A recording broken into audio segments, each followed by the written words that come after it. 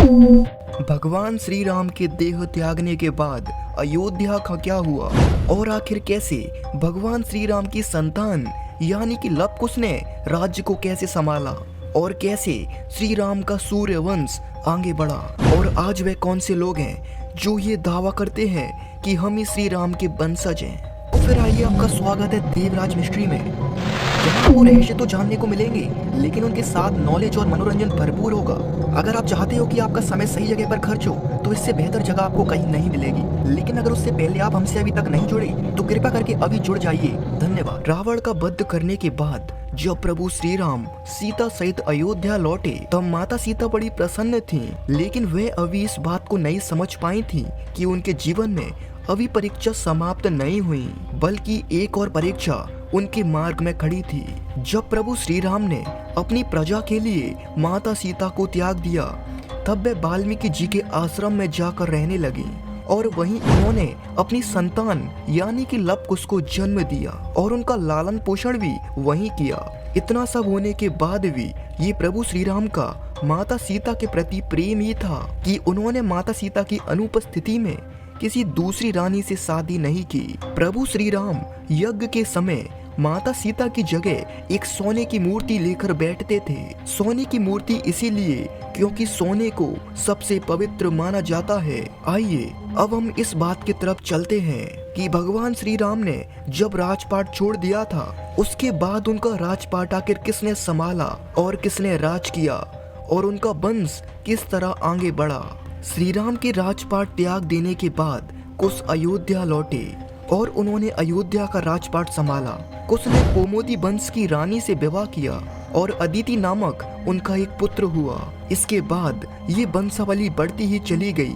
जैसे अदिति के पुत्र हुए निषाद, निषाद के नर, नर के बाद हुए नभ और इस तरह से ये वंशावली बढ़ती ही रही और बढ़ते बढ़ते ये वंशावली महाभारत काल तक आ पहुंची।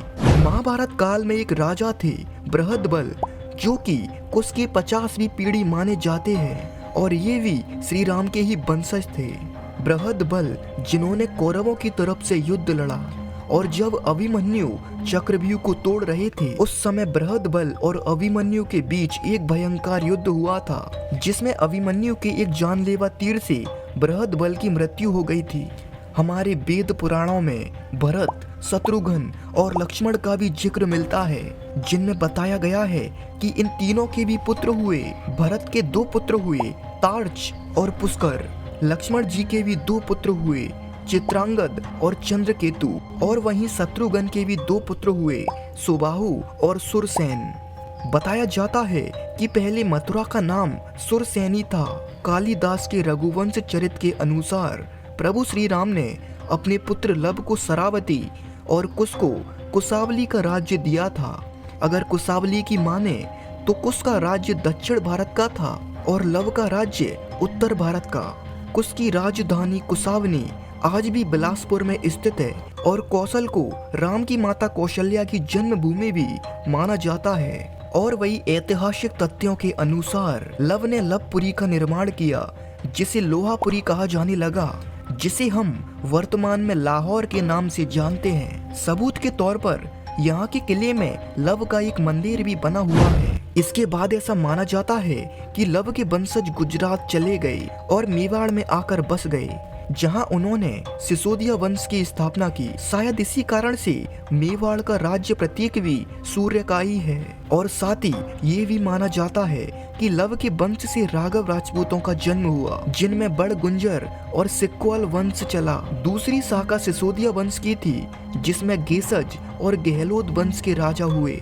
दूसरी तरफ कुश ने कुशावती राज्य की स्थापना की, जो छत्तीसगढ़ राज्य के बिलासपुर जिले में स्थित है। कुश ने अपना राज्य पूर्व दिशा की तरफ फैलाया और इसीलिए माना जाता है कि थाईलैंड के राजा इसी वंश के थे और शायद इन्हीं कारणों के वजह से आज भी थाईलैंड के राजा को राम की उपाधि देने की प्रथा है। और साथ ही कुश से कछुआ वंश चला, जिन्हें कछुआ राजपूत के नाम से जाना गया।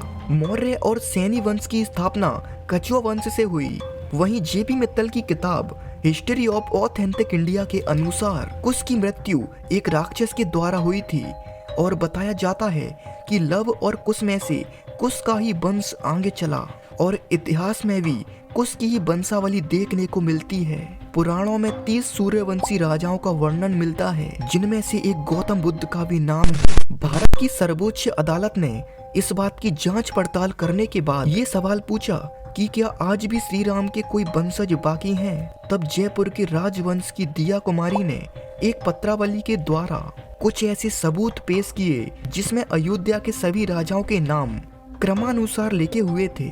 इस पत्रावली में 289 नंबर के स्थान पर जयपुर के महाराजा सवाई जय सिंह का ही नाम था और इस पत्रावली में ही 307वें वंश के स्थान पर दिया सिंह के पिता महाराज भवानी सिंह का नाम मिलता है। और आज भी कुछ इस प्रकार से प्रभु श्री राम की वंशावली चलती आ रही है। और ये तो केवल एक शाखा है, प्रभु श्री राम की तो कई शाखाएं हैं जो पूरे देश में फैली हुई हैं और ऐसे ही फैलती रहेंगी। हम सभी प्रभु श्री राम के ही अंश हैं, क्योंकि हमारा भारत अखंड भारत था और हम सब एक। तो बताइए दोस्तों, ये जानकर आपको कैसा लगा? धन्यवाद।